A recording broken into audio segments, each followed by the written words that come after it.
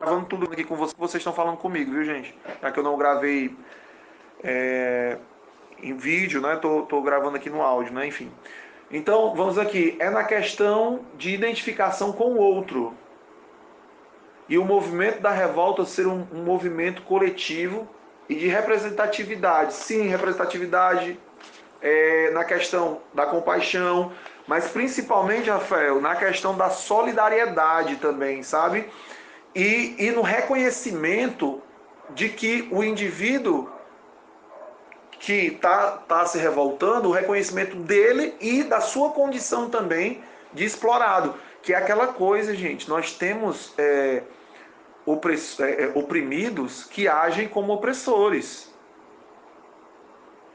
sabe? Nós temos pessoas que elas sofrem preconceito, mas elas preconceito, discriminação, segregação, enfim, mas elas proliferam essas atitudes também.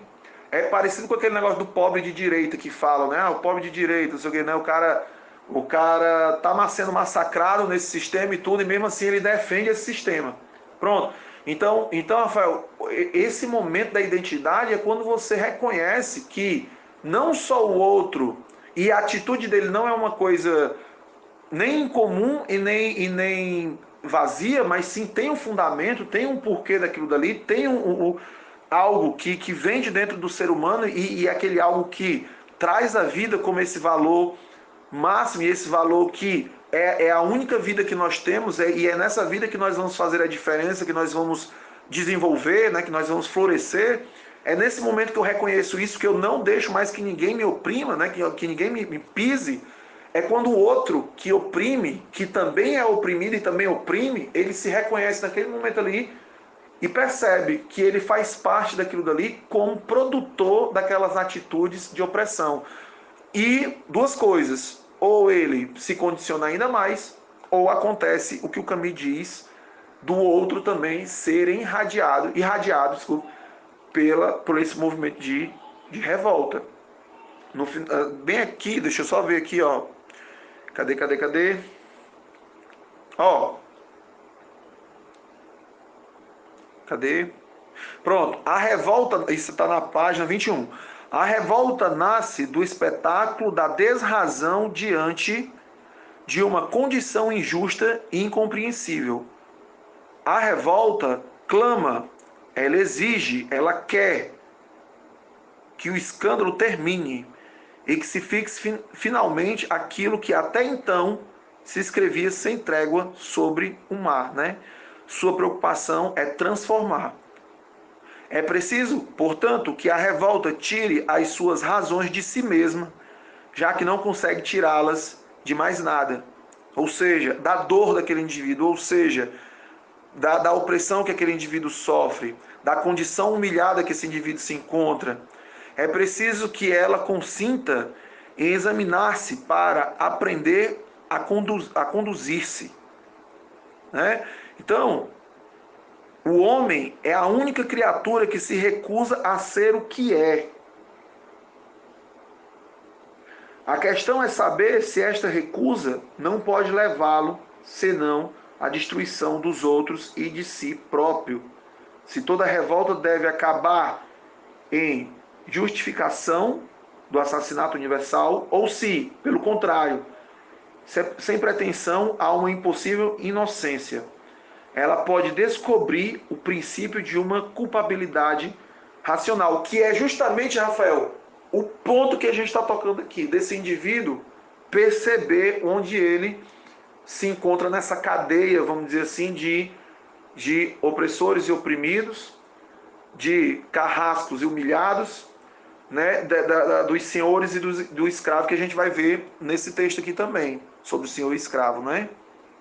Gente, alguma pergunta? Alguma coisa? Rafael, eu consegui chegar até o que você estava dizendo, querido? Fale aqui, viu? A Núbia colocou assim, ó. Opa, peraí, tem alguma coisa aqui acima. Porra de acho. A Núbia também colocou. Pronto, deixa eu ver. A Núbia do... Sou formada em letras. Muito obrigado, viu, Núbia, de você estar aqui. A letras, o curso de letras é muito importante, principalmente porque Camus é muito estudado no curso de letras, viu? Nós temos a Samara Jeski, que ela é professora de letras francês e ela faz a pesquisa em Camus na França. E assim, os trabalhos que aquela mulher traz para nós são coisas primorosas, sabe? Então, assim, é muito bom ter as pessoas da letras com a gente, que faz o estudo em Camus, tá bom? Seja bem-vinda novamente. Sou formado em letras, fiquei aqui lembrando da Revolução dos Bichos e do que vemos acontecer ali, no tocante ao que você disse agora, o oprimido que oprime. Lembrei-me também do ex-escravo em Memórias Pós-Brasileiras. Sim, e do como, após ser escravo, necessita arranjar para si um escravo que possa oprimir. Perfeito, isso aqui, essa analogia aqui, isso aqui dava um tema de comunicação, viu, cara? De artigo, viu? Com certeza. Sim, faz toda a relação, Núbia, toda a relação. Esses dois exemplos que cito da literatura evidencia a ausência de liberdade nessa reprodução e manutenção do sistema opressor.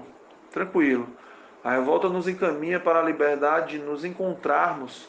Por isso, Núbia, esse ponto que você colocou aqui, ó, por isso vai em cima daquilo que eu acabei de ler aqui, da revolta procurar significados em si mesma, da ação do indivíduo frente da ação do indivíduo que se revolta com o indivíduo que oprime. Por isso que a revolta, ela é minha. E no momento que as pessoas têm a representatividade, se sentem representadas naquela revolta, a revolta também é de cada um deles, um pouquinho do que eu estou fazendo, mas principalmente naquilo que eles são tocados, no que eles vivenciaram, no que eles participaram.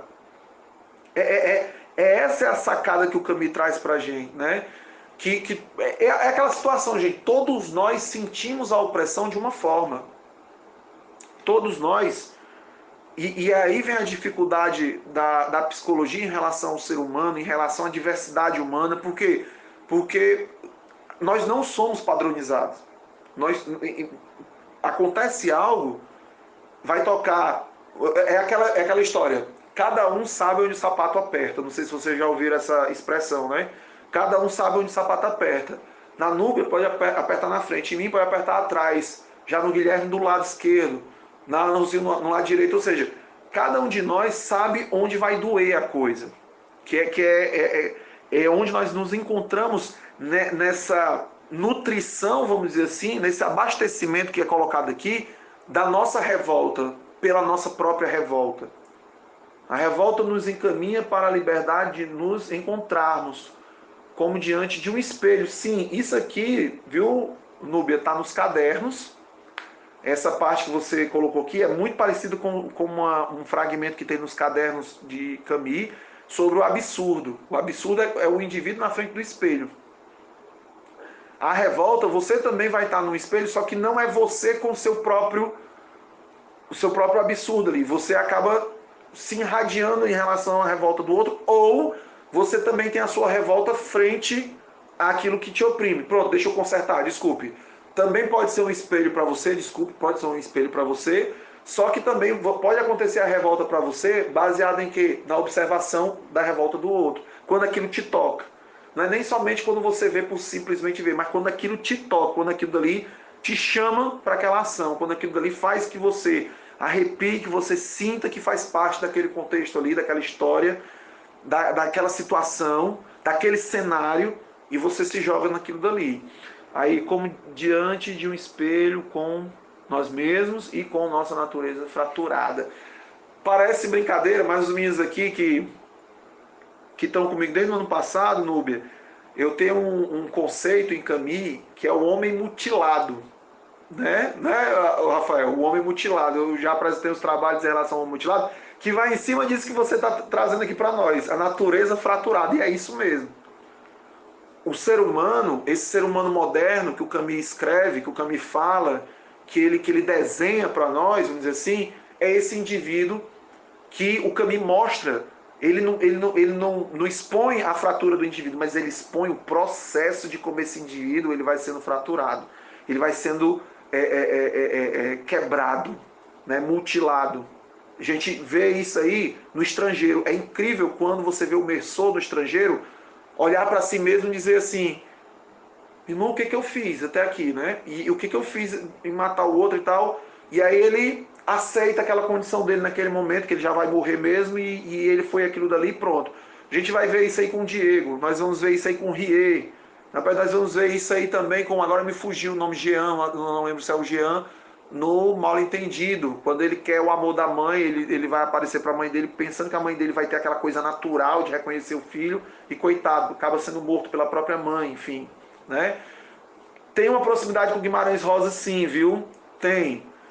Isso aqui eu tô. Gente, isso aqui dá para se fazer um textão massa, viu? Sim, uma reflexão bastante intrigante. Núbia, você já leu o Mito de Sísifo? Você já deu uma lida no Mito de Sísifo? Porque isso aqui que você está trazendo é Mito de Sísifo puro, certo? Eu lembro, eu não sei se foi o Igor ou se foi o Carlos Eduardo, que são colaboradores aqui, são companheiros aqui nossos, que um deles fez comparações também com Machado de Assis, né? Com Guimarães Rosa, agora eu não estou lembrando quem foi deles que trouxe.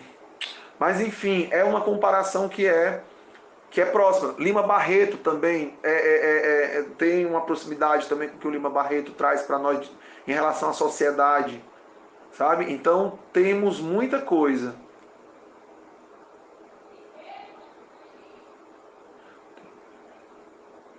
Eita, menino, a vida presente, sim, sim.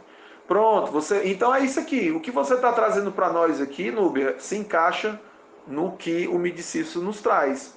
Agora a questão é, no homem revoltado, nós vamos ter uma atitude, pode parecer um pleonasmo isso, mas nós vamos ter uma atitude de ação, vamos dizer assim, atitude já é uma ação, né? Por isso que eu disse pleonasmo, mas nós vamos ter isso, um impulsionar da ação. Pronto, nós vamos ter isso aqui já em relação ao homem revoltado. Nós vamos ter esse direcionamento para o enfrentamento, para a resistência, para a reconstrução, para a ressignificação de um lado de revolta, de construção política, de desconstrução política também. Nós vamos ter isso aqui. Torugo, Os Miseráveis, também.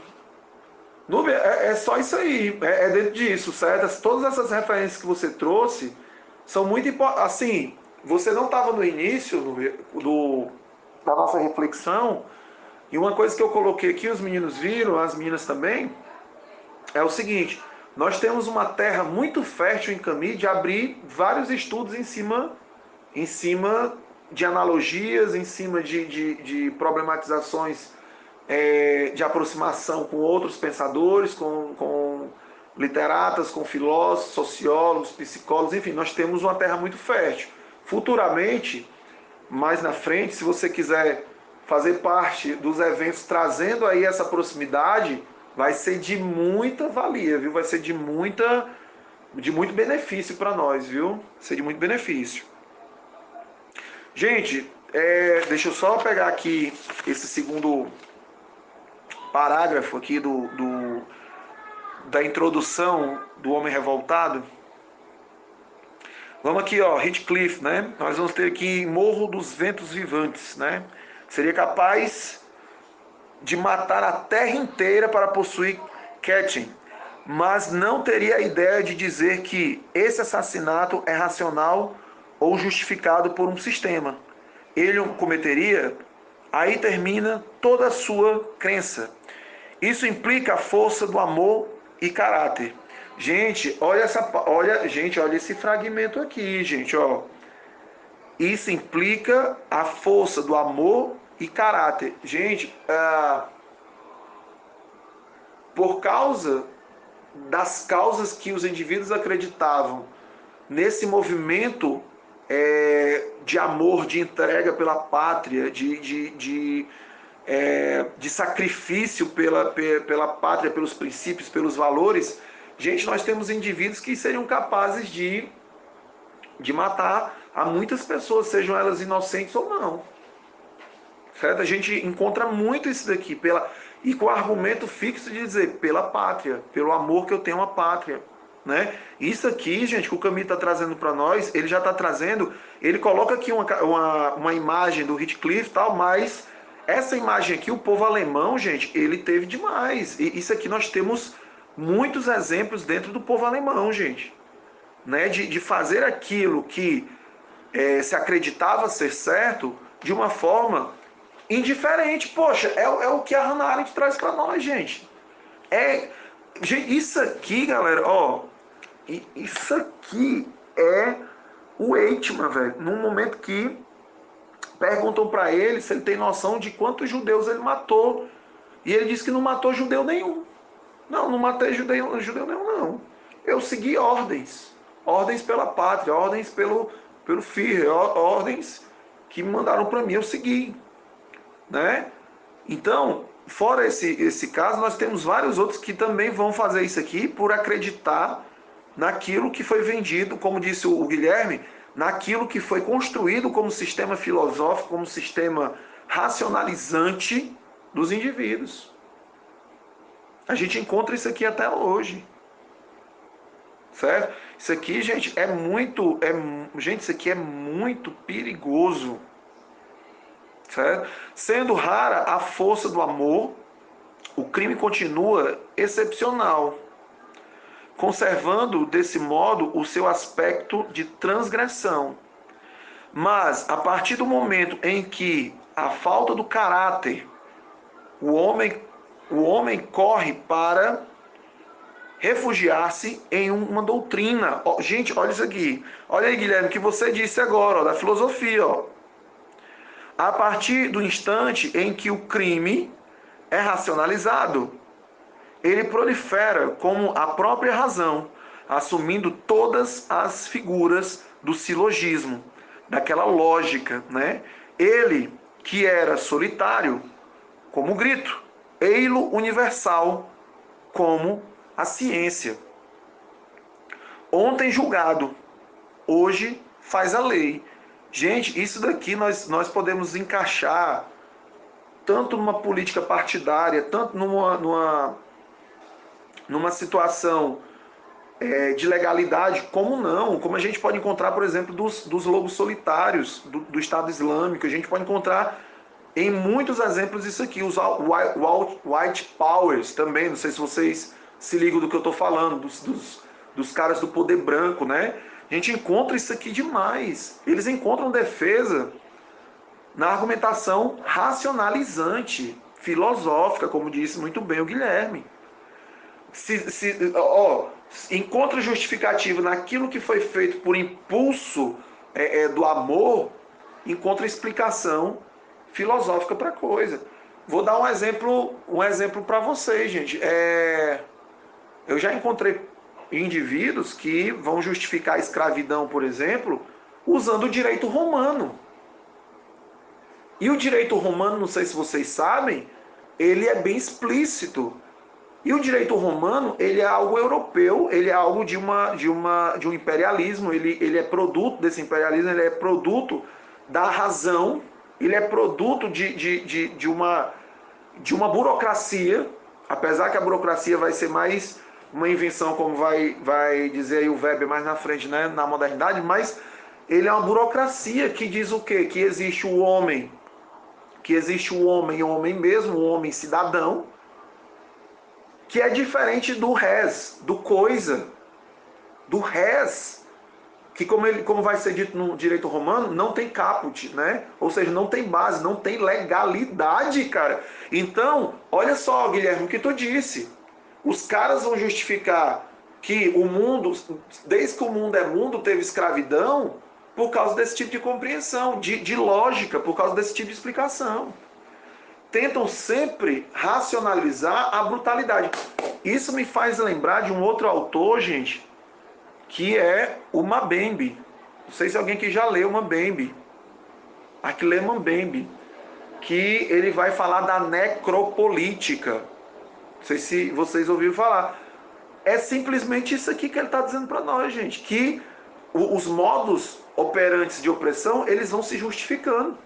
Eles vão buscando na literatura, como trouxe aqui a Núbia, na filosofia, como esclareceu mais ainda o Guilherme, né? Na lógica, matemática, eles vão tentar fazer o quê? Vão tentar justificar em cima disso. Que se deve fazer isso. Gente, deixa eu trazer um exemplo disso. eu lembro de pessoas dizendo, quando assistiram aquele filme, mudando de assunto, mas dentro do conteúdo ainda, né? Quando assistiram aquele filme Os Vingadores, né? Ultimato, teve pessoas que eu vi saindo do cinema falando sobre o Thanos, dizendo assim: vai chegar uma hora realmente que nós vamos ter que eliminar metade da população, porque não vai ter comida para todo mundo, não vai ter água para todo mundo, não vai ter natureza para todo mundo. Tu tá entendendo isso? Assim, tipo, tentam racionalizar pela arte, pela literatura. Tem filosofia, me fugiu o nome do autor, tem um autor que fala sobre isso também, me fugiu agora o autor, que trabalha filosoficamente esse tipo de situação, ou seja, que justifica esse tipo de situação, certo? Então é muito gritante. O que o Camus está tocando aqui, gente, está tocando uma ferida do liberalismo, uma ferida do capitalismo, uma ferida do comunismo, do socialismo, está tocando a ferida de todo mundo, de todo tipo de ideologia partidária, orientada, que diz o que é certo e errado para os indivíduos. Entendeu? Então aqui, é por isso que para algumas pessoas dá um nó na cabeça, porque infelizmente, viu, Nubia, eu também tenho outra fala em relação aos estudos em Camus, que é que o Camus consegue romper com o binarismo, vamos dizer assim, da política. O que acontece, o Rafael, Petrucci e Guilherme? Vamos lá, a lógica, o modo operante aqui que tem nesse segundo parágrafo aqui, ó. Se eu sou de esquerda, aí o Guilherme, vamos dizer que o Guilherme é um liberal e tal, e aí eu começo a trazer o meu lado de esquerda alguns pontos que quando o Guilherme escutar, ele vai dizer assim: Lula livre, né? Lula ladrão, tu é petralha, né? Tu é mortadela, tu é não sei o quê. Ou seja, os caras tentam aproximar aquilo que você está trazendo de argumentação, aquilo que é mais próximo a eles, ao inimigo em comum. Tenta trazer o quê? Uma explicação lógica para você entender aquilo dali. Só que tu não é petralha, tu não é do PT, tu não é nem filiado a partido nenhum, tu só é um cara que o teu lado de esquerda visa o quê? O povão, as pessoas, a melhoria da vida dessas pessoas. Você não está alinhado, vamos dizer assim, com aquilo que, em totalidade, com aquilo que o Marx traz, o que o Lenin traz. Não, você não está alinhado diretamente com aquilo dali. Mas você vê coerência naquela situação, como em outras coisas talvez que apareça, você vai olhar para o indivíduo que é liberal, você vai dizer assim: olha, realmente isso que você está trazendo tem uma coerência, certo? E aí quando você traz esse tipo de argumentação, o cara da esquerda mais intolerante, o cara da esquerda mais fechado vai dizer o quê? Você é bolsomínio, você é liberal, você, sei lá, o coxinha. Entendeu? Então, esse binarismo, como se um fosse livre da opressão, de fazer opressão, como se um e outro fosse livre disso, e os dois trouxessem a paz, a liberdade, a igualdade, a justiça social e tal. O Camus está escancarando aqui que esses dois lados são falhos. Esses dois lados aqui têm problemas gravíssimos. E é uma coisa, gente, olha, gente, eu vou falar aqui uma parada para vocês, ó. Vamos lá.